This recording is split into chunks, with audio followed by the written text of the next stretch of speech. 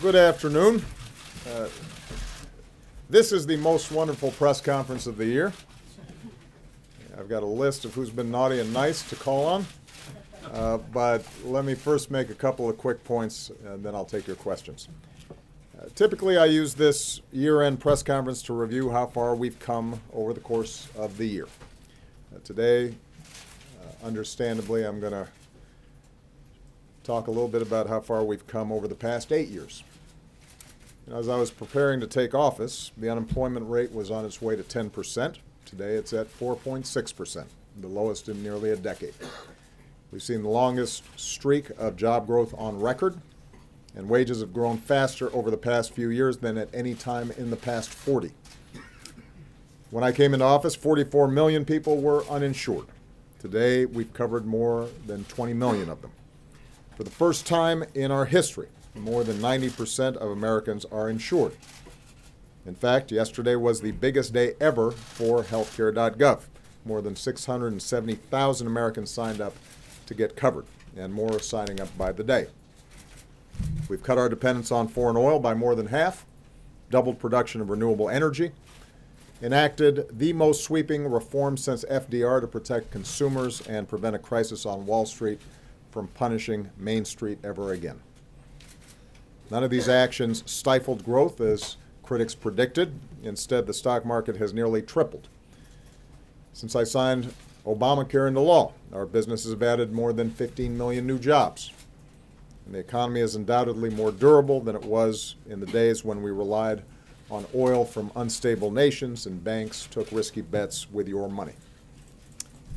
Add it all up, and last year the poverty rate fell at the fastest rate in almost 50 years, while the median household income grew at the fastest rate on record.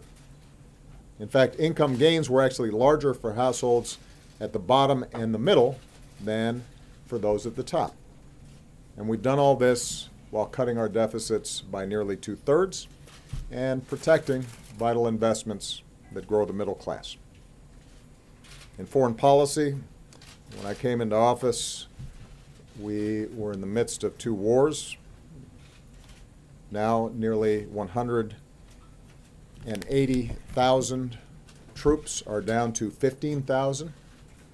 Bin Laden, rather than being at large, has been taken off the battlefield along with thousands of other terrorists. Over the past 8 years, no foreign terrorist organization has successfully executed an attack on our homeland that was directed from overseas. Through diplomacy, we've ensured that Iran cannot obtain a nuclear weapon without going to war with Iran. We opened up a new chapter with the people of Cuba, and we brought nearly 200 nations together around a climate agreement that could very well save this planet for our kids. And almost every country on earth sees America as stronger and more respected today than they did 8 years ago. In other words, by so many measures, our country's stronger and more prosperous than it was when we started. It's a situation that I'm proud to leave for my successor. And it's thanks to the American people, for the hard work that you've put in, the sacrifices you made for your families and your communities, the businesses that you started or invested in, the way you looked out for one another. And I could not be prouder to be your president. Of course, to tout this progress doesn't mean that we're not mindful of how much more there is to do. In this season in particular, we're reminded that there are people who are still hungry, people who are still homeless, people who still have trouble paying the bills or finding work after being laid off. There are communities that are still mourning those who have been stolen from us by senseless gun violence, and parents who still are wondering how to protect their kids. And after I leave office, I intend to continue to work with organizations and citizens doing good across the country on these and other pressing issues to build on the progress that we've made. Around the world as well, there are hot spots where disputes have been intractable, conflicts have flared up, and innocent people are suffering as a result. And nowhere is this more terribly true than in the city of Aleppo. For years, we've worked to stop the civil war in Syria and alleviate human suffering. It has been one of the hardest issues that I've faced as president. The world, as we speak, is united in horror at the savage assault by the Syrian regime and its Russian and Iranian allies on the city of Aleppo. We have seen a deliberate strategy of surrounding, besieging, and starving innocent civilians. We've seen relentless targeting of humanitarian workers and medical personnel, entire neighborhoods reduced to rubble and dust. There are continuing reports of civilians being executed, and these are all horrific violations of international law. Responsibility for this brutality lies in one place alone, with the Assad regime and its allies, Russia and Iran, and this blood and these atrocities are on their hands. We all know what needs to happen. There needs to be an impartial international observer force in Aleppo that can help coordinate an orderly evacuation through safe corridors. There has to be full access for humanitarian aid, even as the United States continues to be the world's largest donor of humanitarian aid to the Syrian people. And beyond that, there needs to be a broader ceasefire that can serve as the basis for a political rather than a military solution. That's what the United States is going to continue to push for, both with our partners and through multilateral institutions like the UN. And regretfully, but unsurprisingly, Russia has repeatedly blocked the Security Council from taking action on these issues, so we're going to keep pressing the Security Council to help improve the delivery of humanitarian aid to those who are in such desperate need, and to ensure accountability, including continuing to monitor any potential use of chemical weapons in Syria. And we're going to work in the UN General Assembly as well, both on accountability and to advance a political settlement. Because it should be clear that although you may achieve tactical victories, over the long term, the Assad regime cannot slaughter its way to legitimacy. That's why we'll continue to press for a transition to a more representative government, and that's why the world must not avert our eyes to the terrible events that are unfolding. The Syrian regime and its Russian and Iranian allies are trying to obfuscate the truth. The world should not be fooled, and the world will not forget. So, even in a season where the incredible blessings that we know as Americans are all around us, even as we enjoy family and friends and are reminded of how lucky we are, we should also be reminded that to be an American involves bearing burdens and meeting obligations to others. American values and American ideals are what will lead the way to a safer and more prosperous 2017, both here and abroad. And by the way, few embody those values and ideals like our brave men and women in uniform and their families. So I just want to close by wishing all of them a very Merry Christmas and a Happy New Year. With that, I will take some questions, and I'm going to start with Josh Lederman of AP. Thank you, Mr. President. There's a perception that you're letting President Putin get away with interfering in the U.S. election, and that a response that nobody knows about or a look-back review just don't cut it. Are you prepared to call out President Putin by name for ordering this hacking? And do you agree with what Hillary Clinton now says, that the hacking was actually partially responsible for her loss? And is your administration's open quarreling with Trump and his team on this issue tarnishing the smooth transition of power that you have promised? Well, first of all, with respect to the transition, I think they would be the first to acknowledge that we have done everything we can to make sure that they are successful, as I promised, and that will continue. And it's just been a few days since I last talked to the President-elect about a whole range of transition issues. That cooperation is going to continue. There hasn't been a lot of squabbling. What we've simply said is the facts, which are that based on uniform intelligence assessments, the Russians were responsible for hacking the DNC, and that as a consequence, it is important for us to review all elements of that and make sure that we are preventing that kind of interference through cyber attacks in the future. That should be a bipartisan issue. That shouldn't be a partisan issue. And my hope is that the president-elect is going to similarly be concerned with making sure that we don't have potential foreign influence in our election process. I don't think any American wants that. And that shouldn't be a source of an argument. I think that part of the challenge is that it gets caught up in the carryover from election season.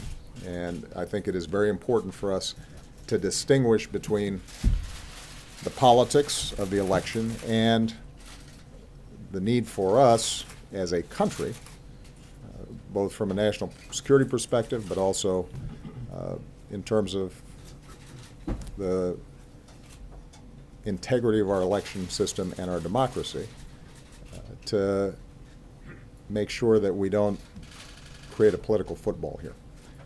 Now, with respect to how this thing unfolded last year, let's just go through the facts pretty quickly. At the beginning of the summer, we're alerted to the possibility that the DNC has been hacked. And I immediately order law enforcement as well as our intelligence teams to find out everything about it, investigate it thoroughly, to brief the potential victims of this hacking, to brief on a bipartisan basis the leaders of both the House and the Senate and the relevant intelligence committees. And once we had clarity and certainty around what in fact had happened, we publicly announced that, in fact, Russia had hacked into the DNC. And at that time, we did not attribute motives or any interpretations of why they had done so. We didn't discuss what the effects of it might be. We simply let people know, the public know, just as we had let members of Congress know, that this had happened. And as a consequence, all of you wrote a lot of stories about both what had happened and then you interpreted why that might have happened and what effect it was going to have on the election outcomes. We did not. And the reason we did not was because in this hyper-partisan atmosphere, at a time when my primary concern was making sure that the integrity of the election process was not in any way damaged, at a time when anything that was said by me or anybody in the White House would immediately be seen through a partisan lens, I wanted to make sure that everybody understood we were playing this thing straight, that we weren't trying to advantage one side or another, but what we were trying to do is let people know that this had taken place. And so if you started seeing effects on the election, if you were trying to measure why this was happening and how you should consume the information that was being leaked, that you might want to take this into account. And that's exactly how we should have handled it. Imagine if we'd done the opposite. It would have become immediately just one more political scrum. And part of the goal here was to make sure that we did not do the work of the leakers for them by raising more and more questions about the integrity of the election right before the election was taking place. At a time, by the way, when the president-elect himself was raising questions about the integrity of the election. And finally, I think it's worth pointing out that the information was already out. It was in the hands of WikiLeaks. So that was going to come out no matter what. What I was concerned about in particular was making sure that that wasn't compounded by potential hacking that could hamper vote counting, affect the actual election process itself. And so in early September, when I saw President Putin in China, I felt that the most effective way to ensure that that didn't happen was to talk to him directly and tell him to cut it out, and there were going to be some serious consequences if he didn't. And in fact, we did not see further tampering of the election process, but the leaks through WikiLeaks had already occurred. So when I look back in terms of how we handled it, I think we handled it the way it should have been handled. We allowed law enforcement and the intelligence community to do its job without political influence. We briefed all relevant parties involved in terms of what was taking place. When we had a consensus around what had happened, we announced it, not through the White House, not through me, but rather through the intelligence communities that had actually carried out these investigations. And then we allowed you and the American public to make an assessment as to how to weigh that going into the election. And the truth is that there was nobody here who didn't have some sense of what kind of effect it might have.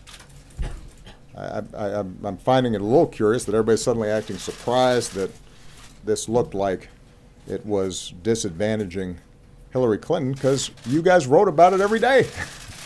Every single leak, about every little juicy tidbit of political gossip,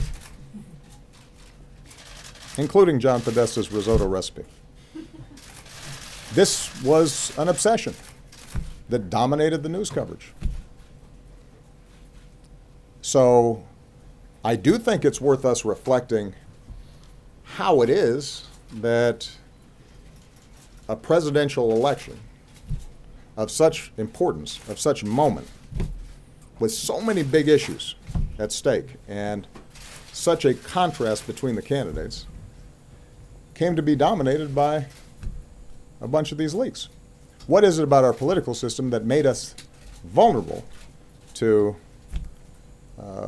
these kinds of potential manipulations, which, as I've said publicly before, were not particularly sophisticated. This was not some elaborate, complicated espionage scheme. They hacked into some Democratic Party emails that contained pretty routine stuff, some of it embarrassing or uncomfortable, because I suspect that if any of us got our emails hacked into, there might be some things that we wouldn't want suddenly appearing on the front page of a newspaper or a telecast, even if there wasn't anything particularly illegal or controversial about it.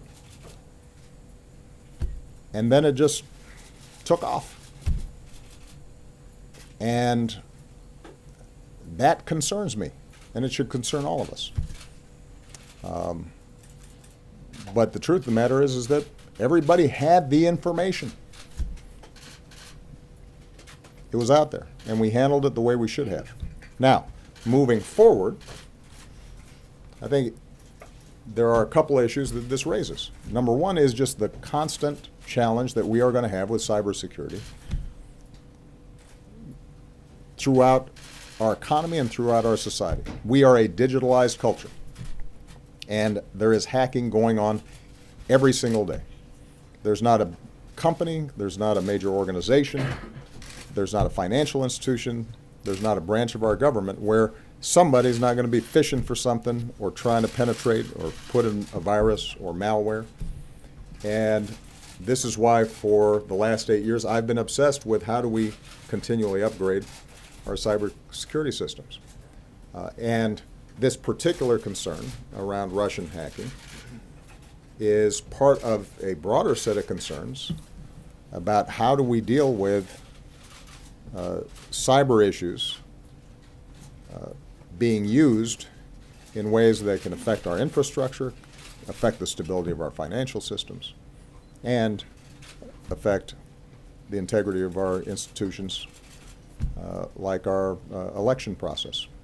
I just received a couple weeks back, it wasn't widely reported on, a report from our Cybersecurity Commission that outlines a whole range of strategies to do a better job on this. But it's difficult because it's not all housed the target of cyber attacks is not one entity, but it's widely dispersed, and a lot of it is private, like the DNC. It's not a branch of government. We can't tell people what to do. What we can do is inform them, get best practices. What we can also do is to, on a bilateral basis, warn other countries against these kinds of attacks. And we've done that in the past. So just as I told Russia to stop it and indicated there will be consequences when they do it, the Chinese have in the past engaged in cyber attacks directed at our companies to steal trade secrets and proprietary technology. And I had to have the same conversation with with President Xi, and what we've seen is some evidence that they have reduced, but not completely eliminated, these activities, partly because they can use cutouts. One of the problems with the internet and cyber issues is that there's not always a return address, and by the time you catch up to it, attributing what happened to a particular government can be difficult, not always provable in court, even though our intelligence communities can make an assessment. What we've also tried to do is to start creating some international norms about this to prevent some sort of cyber arms race, because we obviously have offensive capabilities as well as defensive capabilities.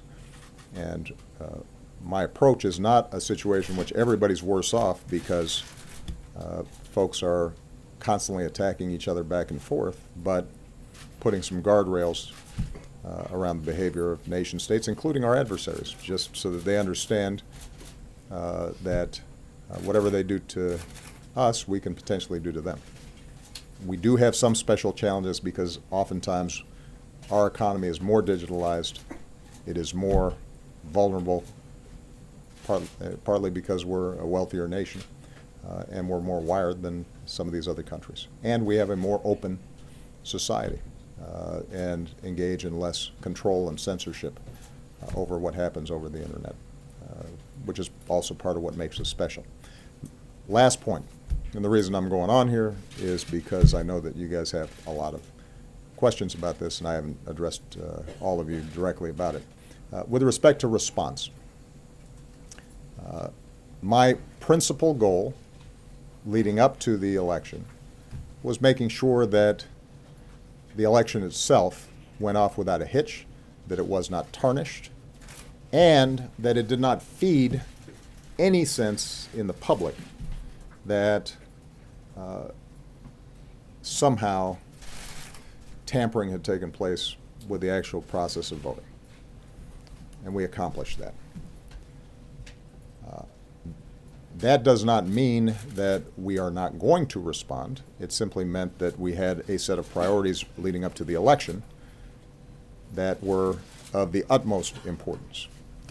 Our goal continues to be to send a clear message to Russia or others not to do this to us, because we can do stuff to you. But it is also important for us to do that in a thoughtful, methodical way. Some of it we do publicly. Some of it we will do in a way that they know, but not everybody will. And I know that there have been folks out there who suggest somehow that if we went out there and made big announcements and thumped our chests about a bunch of stuff, that somehow that would potentially spook the Russians. But keep in mind that we already have enormous numbers of sanctions against the Russians. The relationship between us and Russia has deteriorated, sadly, significantly over the last several years. And so how we approach an appropriate response that increases costs for them for behavior like this in the future, but does not create problems for us, is something that's worth taking the time to think through and figure out. And that's exactly what we've done. So at a point in time where we've taken certain actions that we can divulge publicly, we will do so. There are times where the message will go will be directly received by the Russians and not publicized. And I should point out, by the way, part of why the Russians have been effective on this is because they don't go around announcing what they're doing. It's not like Putin's going around the world publicly saying, look what we did, wasn't that clever. He denies it. So the idea that somehow public shaming is going to be effective, I think doesn't read the thought process in Russia very well. Okay? Did Clinton lose because of the hacking? I'm going to let all the political pundits in this town have a long discussion about what happened in the election. It was a fascinating election, so I'm sure there are going to be a lot of books written about it. I've said what I think is important for the Democratic Party going forward, rather than try to parse every aspect of the election. And I've said before, I couldn't be prouder of Secretary Clinton, her outstanding service. I think she's worked tirelessly on behalf of the American people, and I don't think she was treated fairly during the election. I think the coverage of her and the issues was troubling. But having said that, what I've been most focused on, appropriate for the fact that I'm not going to be a politician in about, was it 32 days? 31? 34? What I've said is that I can maybe give some counsel and advice to the Democratic Party, and I think that the thing we have to spend the most time on, because it's the thing we have the most control over, is how do we make sure that we are showing up in places where I think Democratic policies are needed, where they are helping, where they are making a difference, but where people feel as if they're not being heard, and where Democrats are characterized as coastal, liberal, latte-sipping, politically correct, out-of-touch folks. We have to be in those communities. And I've seen that when we are in those communities, it makes a difference. That's how I became president. I became a U.S. Senator not just because I had a strong base in Chicago, but because I was driving around downstate Illinois and going to fish fries and sitting in VFW halls and talking to farmers. And I didn't win every one of their votes, but they got a sense of what I was talking about, what I cared about, that I was for working people, that I was for the middle class, that the reason I was interested in strengthening unions and raising the minimum wage and rebuilding our infrastructure and making sure that parents had decent child care and family leave was because my own family's history wasn't that different from theirs, even if I looked a little bit different. Same thing in Iowa. And so the question is, how do we rebuild that party as a whole so that there's not a county in any state, I don't care how red, where we don't have a presence and we're not making the argument, because I think we have the better argument. But that requires a lot of work. It's been something that I've been able to do successfully in my own campaigns. It is not something I've been able to transfer to candidates in midterms and sort of build a sustaining organization around. That's something that I would have liked to have done more of, but it's kind of hard to do when you're also dealing with a whole bunch of issues here in the White House. That doesn't mean, though, that it can't be done, and I think there are going to be a lot of talented folks out there, a lot of progressives who share my values, who are going to be leading the charge in the years to come. Michelle Kosinski. CNN. Thank you. So this week we heard Hillary Clinton talk about how she thinks that the FBI director's most recent announcement made a difference in the outcome of the election. And we also just heard in an op-ed her campaign chairman talk about something being deeply broken within the FBI. He talked about thinking that the investigation early on was lackadaisical, in his words. So what do you think about those comments? Do you think there's any truth to them? Do you think there's a danger there that they're calling into question the integrity of institutions in a similar way that Donald Trump's team has done? And the second part to that is that Donald Trump's team repeatedly, I guess, giving the indication that the investigation of the Russian hack as well as the retaliation might not be such a priority once he's in office. So what do you think the risk is there, and are you going to talk to him directly about some of those comments he made? Well, on the latter point, as I said before, the transition from election season to governance season is not always smooth. You know, it's bumpy. There's still feelings that are raw out there. There are people who are still thinking about how things unfolded, and I get all that. But when Donald Trump takes the oath of office and is sworn as the 45th President of the United States, then he's got a different set of responsibilities and considerations. I've said this before, I think there is a sobering process when you walk into the Oval Office. You know, I haven't shared previously private conversations I've had with the President-elect. I will say that they have been cordial and in some cases have involved me making some pretty specific suggestions about how to ensure that regardless of our obvious deep disagreements about policy, maybe I can transmit some thoughts about maintaining the effectiveness, integrity, cohesion of the office, our various democratic institutions, and he's has listened. I can't say that he will end up implementing, but the conversations themselves have been cordial as opposed to defensive in any way. And I will always make myself available to him, just as previous presidents have made themselves available to me as issues come up. With respect to the FBI, I will tell you, I've had a chance to know a lot of FBI agents. I know Director Comey. They take their job seriously. They work really hard.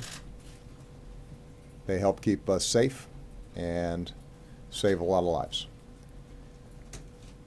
And it is always a challenge for law enforcement when there's an intersection between the work that they are doing and the political system. You know, it's one of the difficulties of democracy generally. We have a system where we want our law enforcement investigators and our prosecutors to be free from politics, to be independent, to play it straight. But sometimes that involves investigations that touch on politics, and particularly in this hyper-partisan environment that we've been in, everything is suspect. Everything you do one way or the other. One thing that I have done is to be pretty scrupulous about not wading into investigation decisions or prosecution decisions or decisions not to prosecute. I have tried to be really strict in my own behavior about preserving the independence of law enforcement, free from my own judgments and political assessments in some cases. And I don't know why I would stop now. Mike Dorning of Bloomberg. There you go. Thank you, Mr. President. On Aleppo, your views that what happens there is the responsibility of the Russian government, the Iranian government, the Assad regime, and pretty well aired. But do you, as President of the United States, leader of the free world, feel any personal moral responsibility now at the end of your presidency for the carnage that we're all watching in Aleppo, which I'm sure disturbs you, which you said disturbs you? Secondly, also on Aleppo, you've again made clear your practical disagreements with the idea of safe zones. And President-elect Trump has throughout his campaign, and he said again last night, that he wants to create safe zones in Syria. Do you feel like in this transition you need to help him toward implementing that, or is that not something that you should be doing? Mike, I always feel responsible. I felt responsible when kids were being shot by snipers. I felt responsible when millions of people had been displaced. I feel responsible for murder and slaughter that's taken place in South Sudan that's not being reported on, partly because there's not as much social media being generated from there. There are places around the world where horrible things are happening, and because of my office, because I'm President of the United States, I feel responsible. I ask myself every single day, is there something I could do that would save lives and make a difference and spare some child who doesn't deserve to suffer? So that's a starting point. There's not a moment during the course of this presidency where I haven't felt some responsibility. That's true, by the way, for our own country. When I came into office and people were losing their jobs and losing their homes and losing their pensions, I felt responsible. And I would go home at night and I would ask myself, was there something better that I could do or smarter that I could be that would make a difference in their lives, that would relieve their suffering and relieve their hardship? So with respect to Syria, what I have consistently done is taken the best course that I can to try to end the civil war, while having also to take into account the long-term national security interests of the United States. And throughout this process, based on hours of meetings, if you tallied it up, days or weeks of meetings, where we went through every option in painful detail with maps, and we had our military, and we had our aid agencies, and we had our diplomatic teams, and sometimes we'd bring in outsiders who were critics of ours. Whenever we went through it, the challenge was that short of putting large numbers of U.S. troops on the ground, uninvited, without any international law mandate, without sufficient support from Congress, at a time when we still had troops in Afghanistan and we still had troops in Iraq, and we had just gone through over a decade of war and spent trillions of dollars, and when the opposition on the ground was not cohesive enough to necessarily govern a country, and you had a military superpower in Russia prepared to do whatever it took to keep its client state involved, and you had a regional military power in Iran that saw their own vital strategic interests at stake and were willing to send in as many of their people or proxies to support the regime. That in that circumstance, unless we were all in and willing to take over Syria, we were going to have problems. And that everything else was tempting because we wanted to do something and it sounded like the right thing to do, but it was going to be impossible to do this on the cheap. And in that circumstance, I have to make a decision as President of the United States as to what is best. I'm sorry, what's going on? Somebody's not feeling good? All right. Why don't we have, we can get our doctors back there to help out. Somebody want to go to my doctor's office and just have them? All right. Where was I? So, we couldn't do it on the cheap. Now,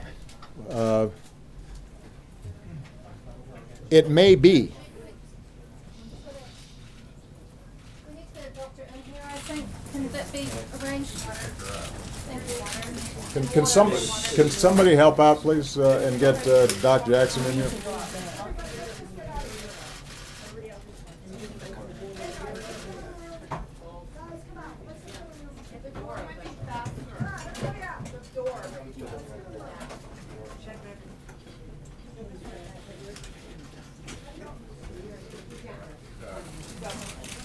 Somebody grabbing our doctor? Thank you, Mr. President, for stopping. Of course. In the meantime, just give her a little room. The doctor will be here in a second.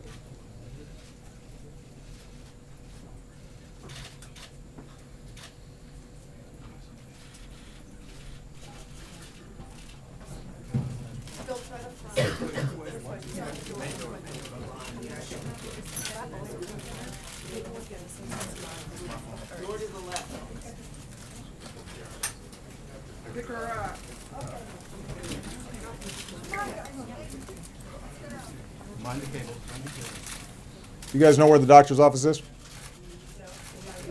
'Cause just go through the palm doors. It's right next to the map room. There he is. All right, there's Doc Jackson. He's all right.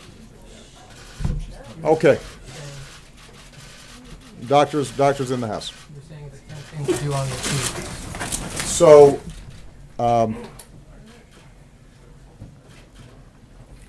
and I don't mean that.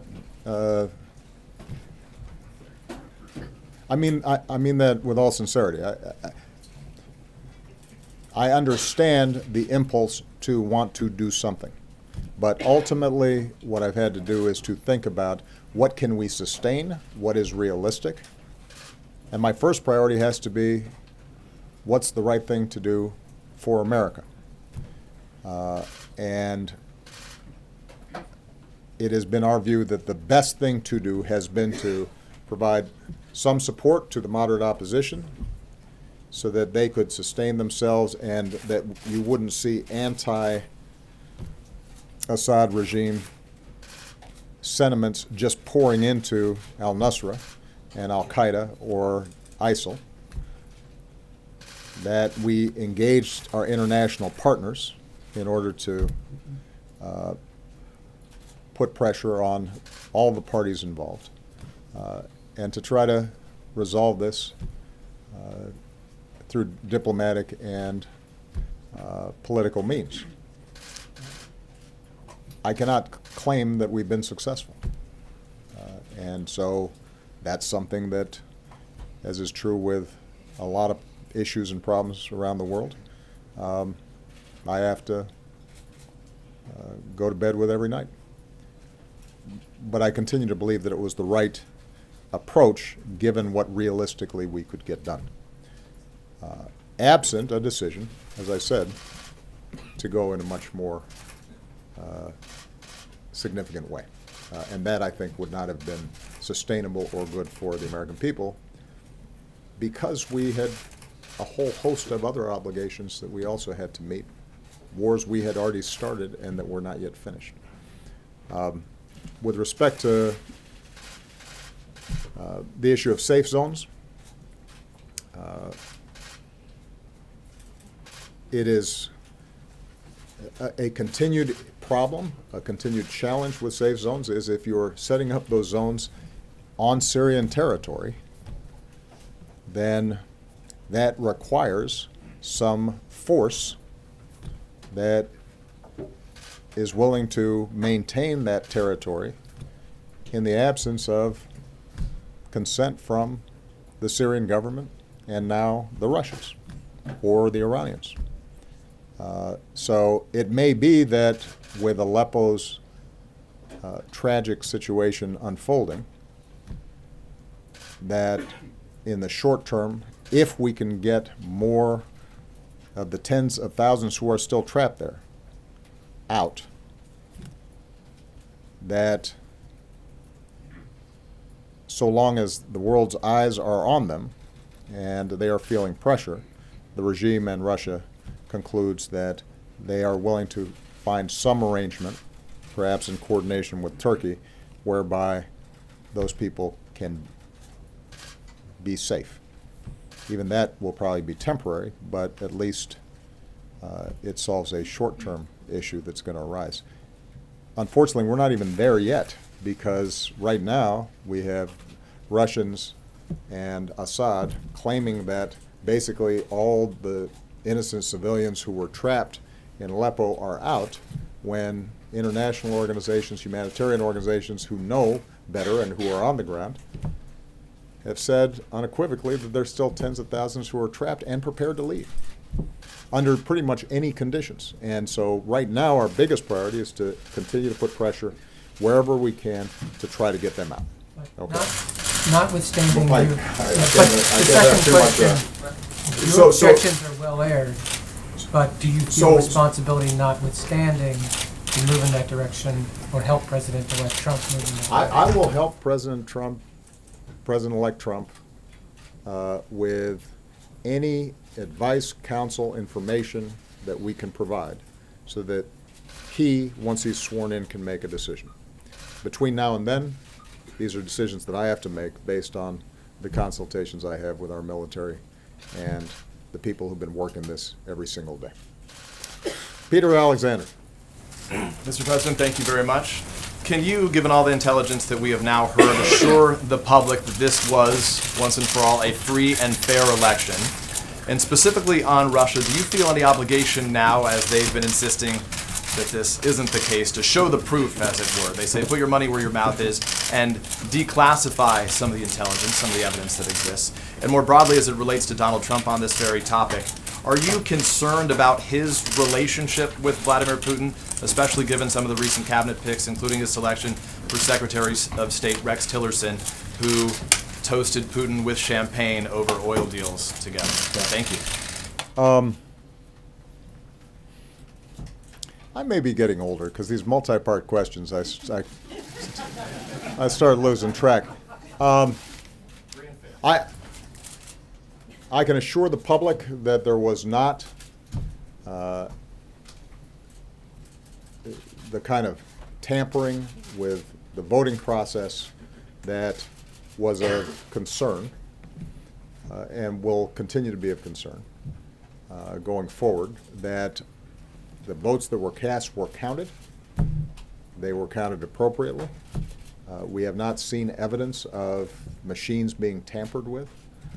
So that assurance I can provide. That doesn't mean that we find every single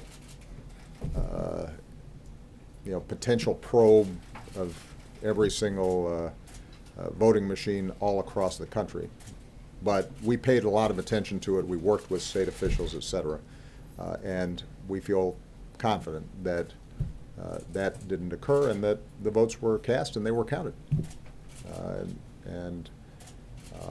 So that's on that point. What was the second one? The second one was about declassification. Declassification. Look, we will provide evidence that we can safely provide, that does not compromise sources and methods.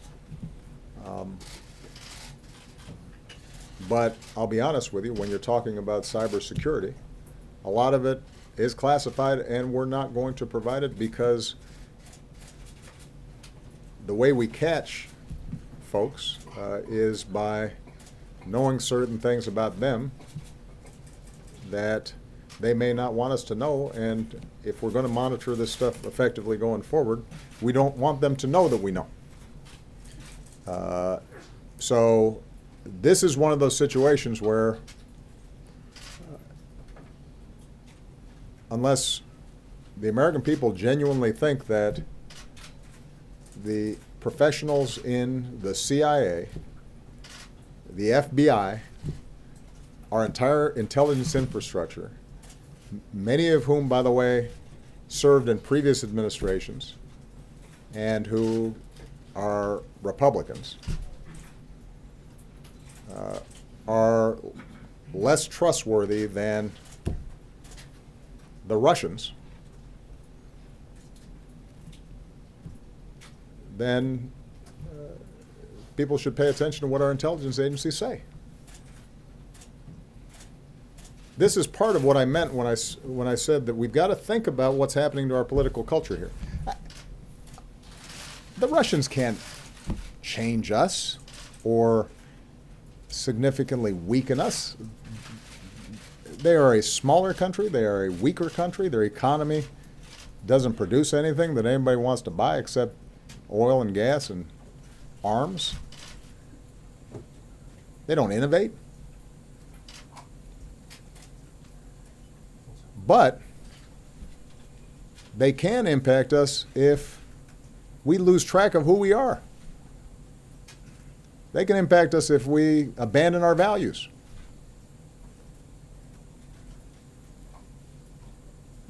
Mr. Putin can weaken us just like he's trying to weaken Europe if we start buying into notions that it's okay to intimidate the press or lock up dissidents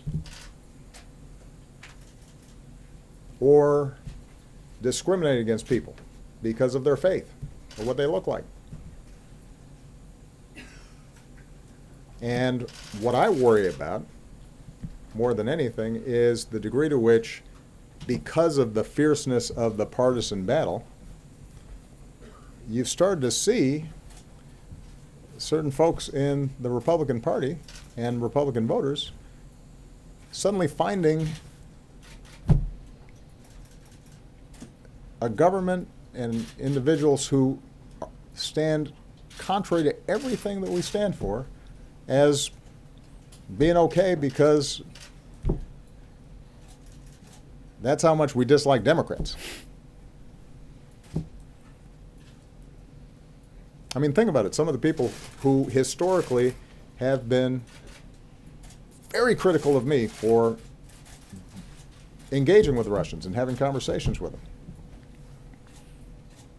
also endorsed the president-elect, even as he was saying that we should stop sanctioning Russia and being tough on them and work together with them against our common enemies.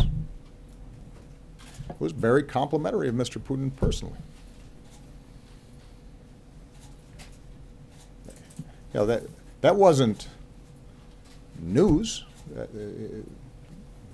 The president-elect during the campaign said so. And some folks who had made a career out of being anti-Russian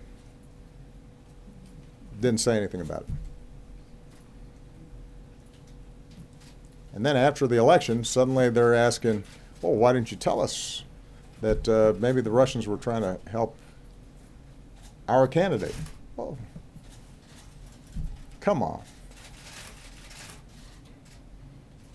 There was a survey, some of you saw, where,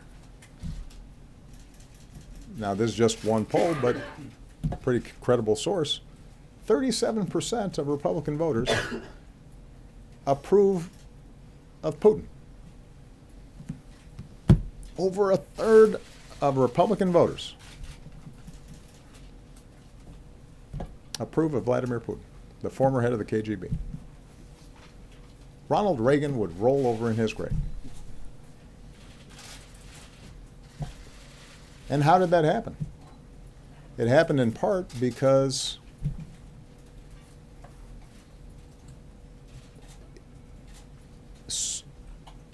for too long, everything that happens in this town, everything that's said, is seen through the lens of, does this help or hurt us relative to Democrats or relative to President Obama?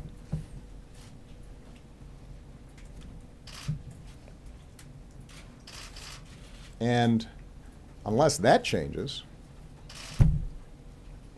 we're going to continue to be vulnerable to foreign influence because we've lost track of what it is that we're about and what we stand for.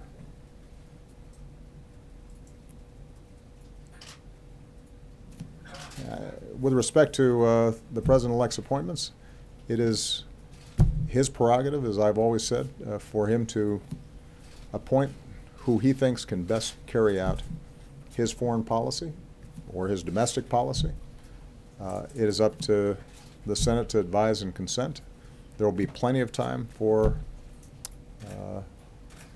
members of the Senate to go through the record of all his appointees and determine whether or not they're appropriate for the job. Martha Raddatz. Mr. President, I want to talk about Vladimir Putin again. Just to be clear, do you believe Vladimir Putin himself authorized the hack, and do you believe he authorized that to help Donald Trump? And on the intelligence, one of the things Donald Trump cites is Saddam Hussein and the weapons of mass destruction, and that they were never found. Can you say unequivocally that this was not China, that this was not a 400-pound guy sitting on his bed, as Donald Trump says?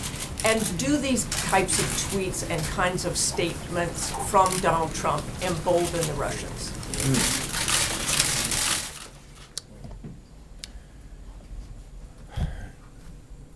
You know, when the report comes out before I leave office, that will have drawn together all the threads, and so I don't want to step on their work ahead of time. What I can tell you is that the intelligence that I've seen gives me great confidence in their assessment that the Russians carried out this hack. Which hack? The hack of the DNC and the hack of John Podesta. Now, but again, I think this is exactly why I want the report out, so that everybody can review it. And this has been briefed, and the evidence in closed session has been provided on a bipartisan basis. Not just to me, it's been provided to the leaders of the House and the Senate and the chairman and ranking members of the relevant committees. And I think that what you've already seen is at least some of the folks who've seen the evidence don't dispute, I think, the basic assessment that the Russians carried this out. But specifically, did you not say Well, that? Martha, I think what I want to make sure of is that I give the intelligence community the chance to gather all the information, but I'd make a larger point, which is not much happens in Russia without Vladimir Putin. I mean, this is a pretty hierarchical operation. Last I checked, there's not a lot of debate and democratic deliberation, particularly when it comes to policies directed at the United States. We have said, and I will confirm, that this happened at the highest levels of the Russian government, and I will let you make that determination as to whether there are high-level Russian officials who go off rogue and decide to tamper with the U.S. election process without Vladimir Putin knowing about it. So I wouldn't be wrong in saying the president thinks Vladimir Putin authorized the hack. Martha, I've given you what I'm going to give you. What was your second question? Do the tweets and do the statements by Got it. Donald Trump embolden Russia? As I said before, I think that the president-elect, is still in transition mode from campaign to governance. I think He hasn't gotten his whole team together yet. He still has campaign spokespersons sort of filling in and appearing on cable shows, and there's just a whole different attitude and vibe when you're not in power as when you're in power. So rather than me sort of characterize the appropriateness or inappropriateness of what he's doing at the moment, I think what we have to see is how will the president-elect operate and how will his team operate when they've been fully briefed on all these issues, they have their hands on all the levers of government, and they've got to start making decisions. One way I do believe that the president-elect can approach this that would be unifying is to say that we welcome a bipartisan, independent process that gives the American people an assurance not only that votes are counted properly, that the elections are fair and free, but that we have learned lessons about how internet propaganda from foreign countries can be released into the political bloodstream, and that we've got strategies to deal with it for the future. The more this can be nonpartisan, the better served the American people are going to be, which is why I made the point earlier. And I'm going to keep on repeating this point. Our vulnerability to Russia or any other foreign power is directly related to how divided, partisan, dysfunctional our political process is. That's the thing that makes us vulnerable.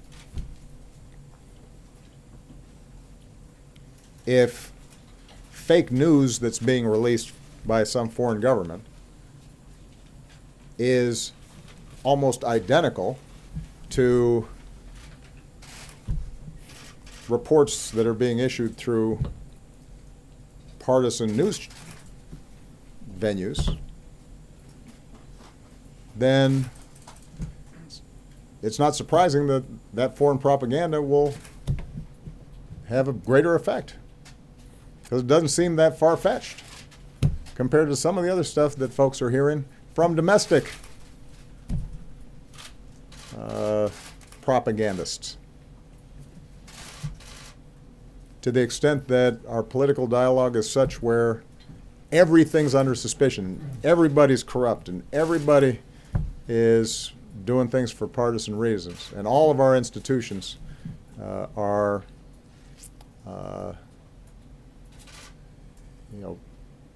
full of malevolent actors.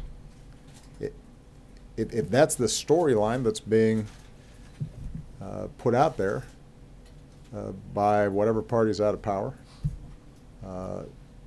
then when a foreign government introduces that same argument with facts that are made up,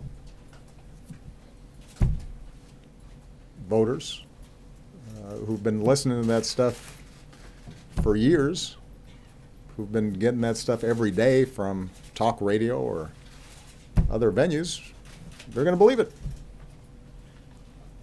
So if we want to really reduce foreign influence on our elections, then we better think about how to make sure that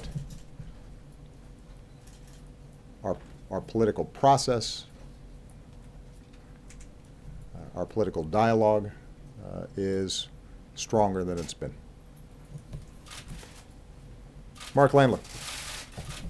Thank you, Mr. President. I wonder whether I could move you from Russia to China for a moment. Absolutely.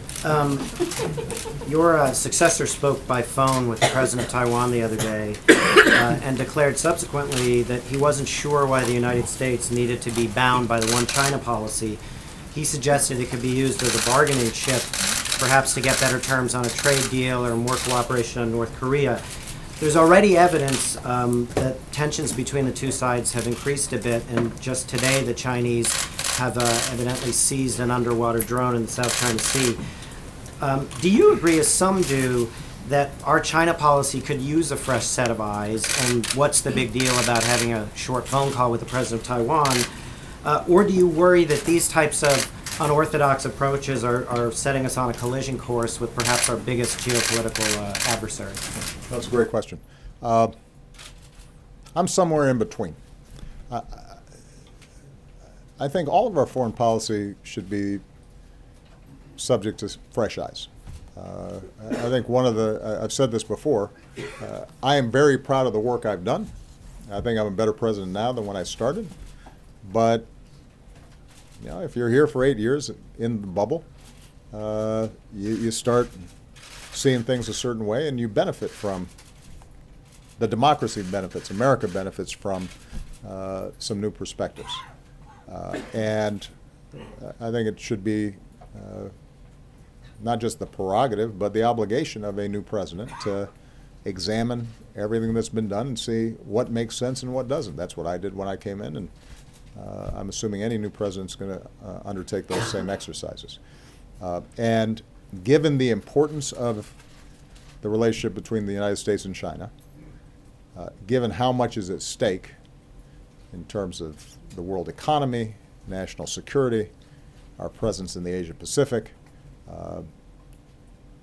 China's increasing role in international affairs, there's probably no bilateral relationship that carries more significance, and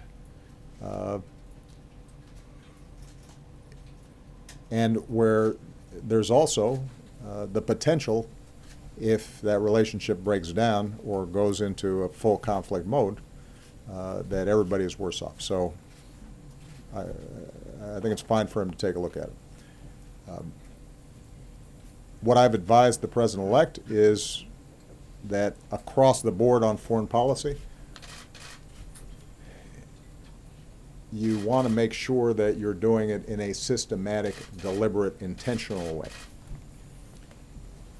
And since there's only one president at a time, my advice to him has been that before he starts having a lot of interactions with foreign governments, other than the usual courtesy calls, that he should want to have his full team in place, that he should want his team to be fully briefed on what's gone on in the past and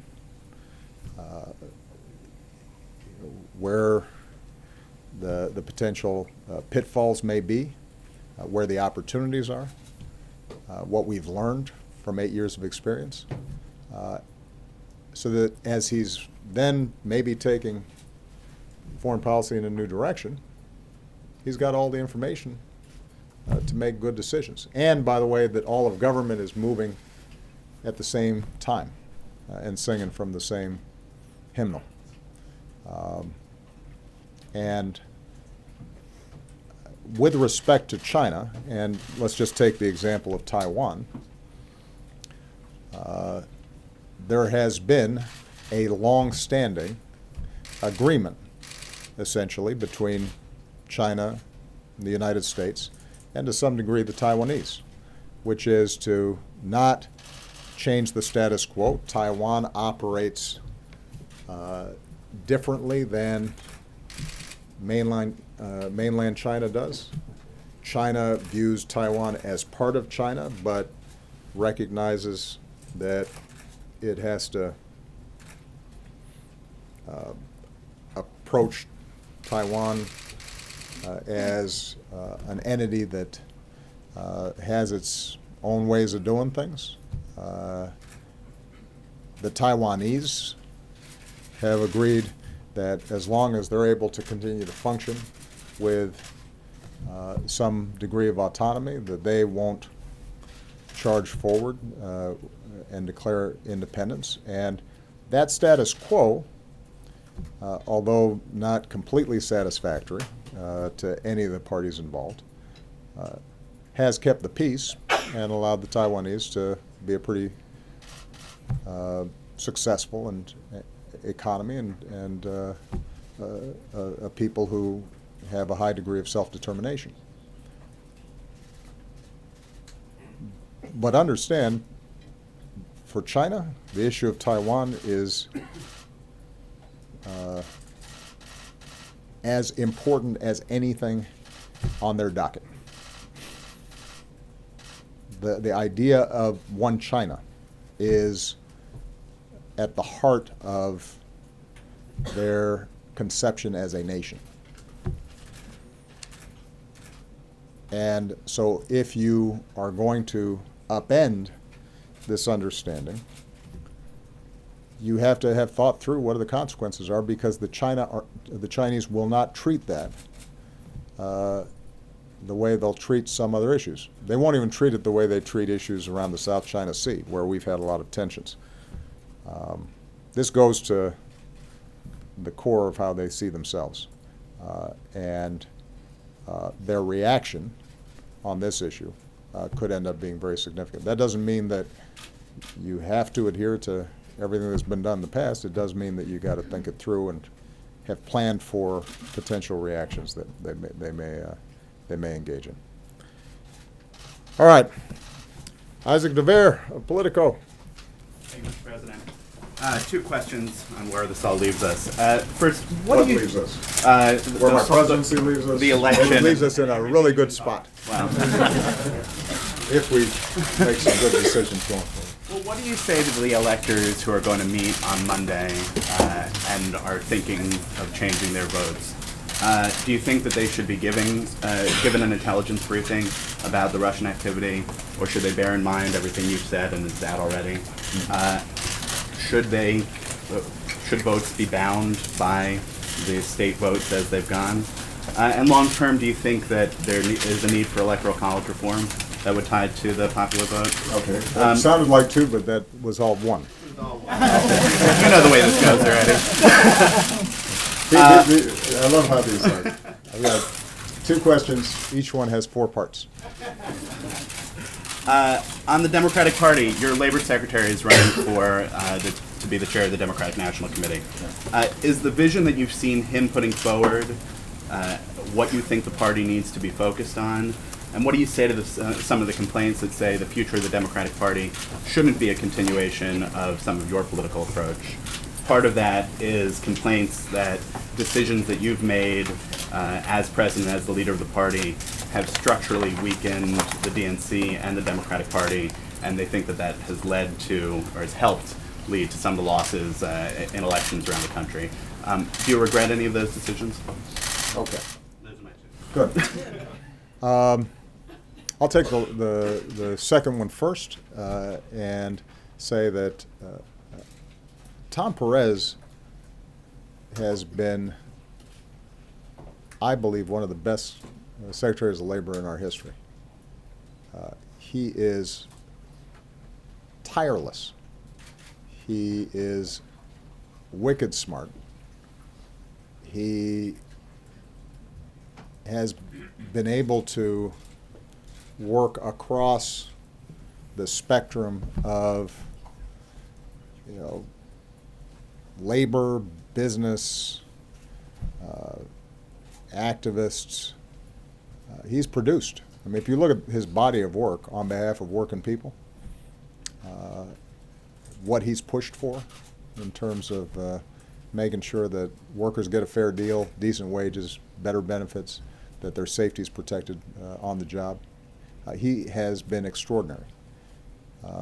Now, others who have declared are also my friends and are fine people as well. And the great thing is I don't have a vote in this.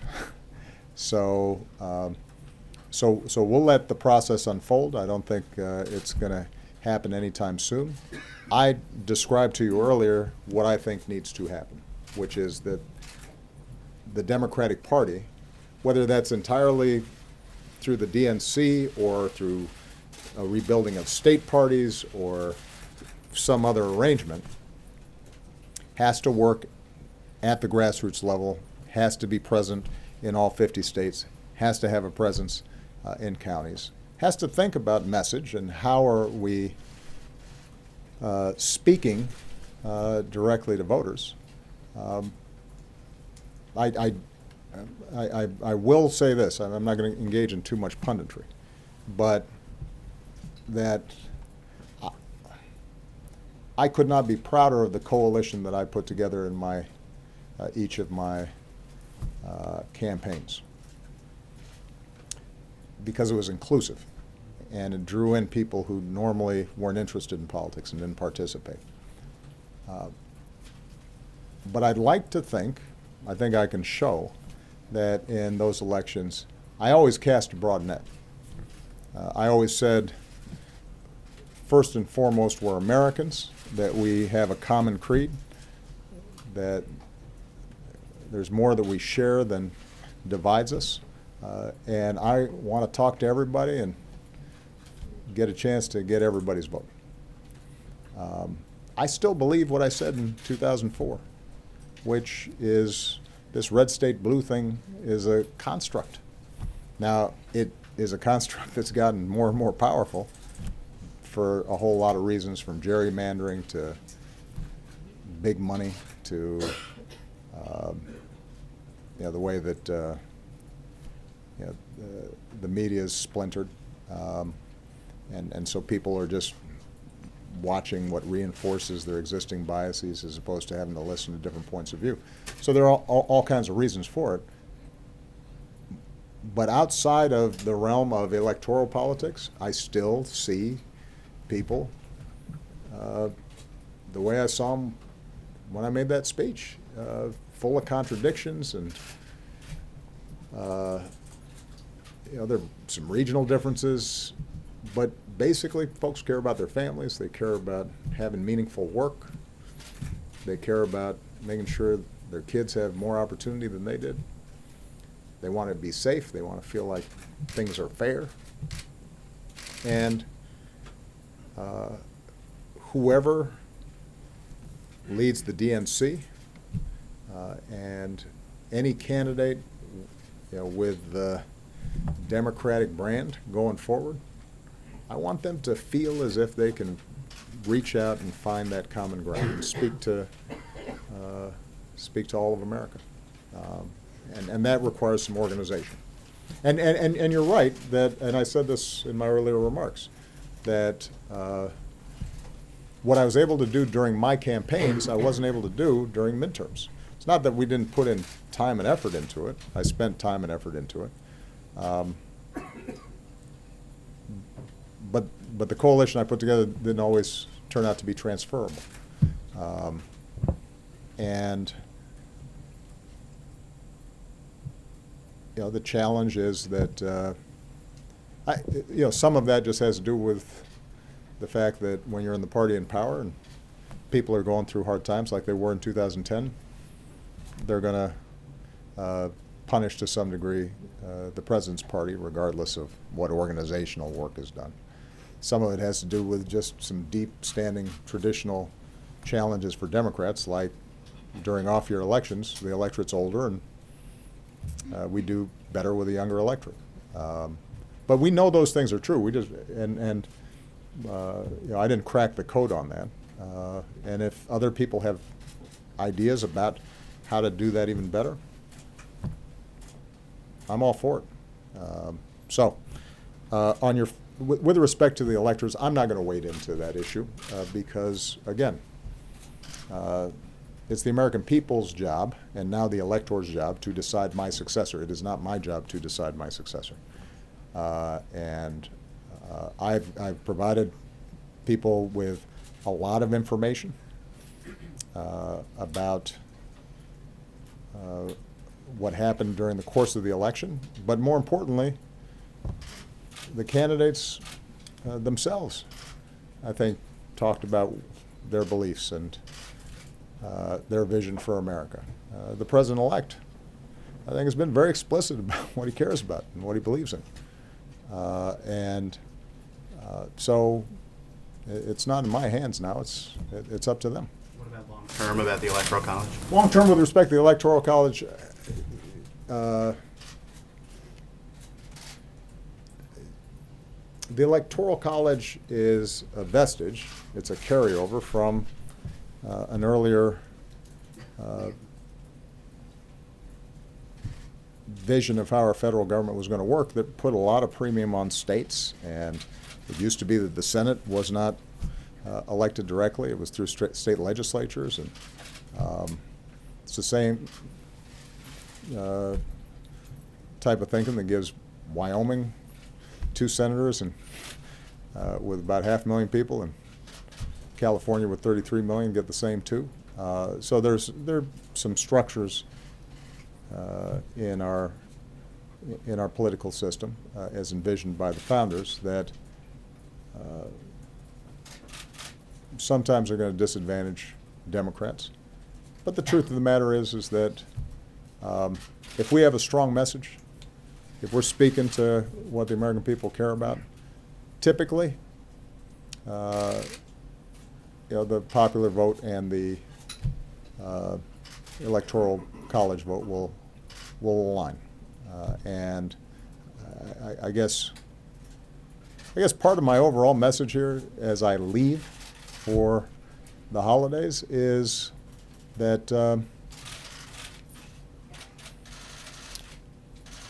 if we look for one explanation or one silver bullet or one easy fix for our politics, then we're probably going to be disappointed.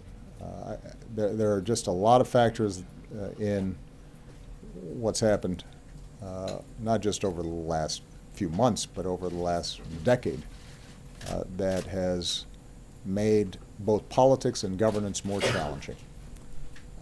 And I think everybody has raised legitimate questions and legitimate concerns. I do hope that we all just take some time, take a breath. This is certainly what I'm going to advise Democrats, to just reflect a little bit more about how can we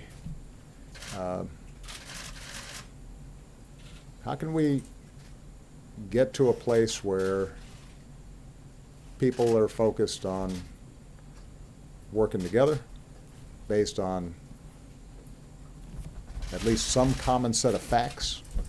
How can we have a conversation about policy that doesn't demonize each other? How can we channel what I think is the basic decency and goodness of the American people so that it reflects itself in our politics, as opposed to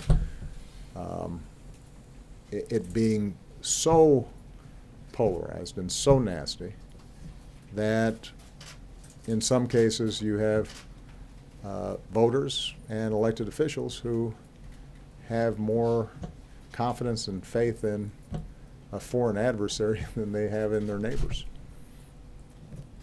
You know, and those go to some bigger issues. How is it that we have some voters or some elected officials who think that Michelle Obama's healthy eating initiative and school nutrition program is a greater threat to democracy than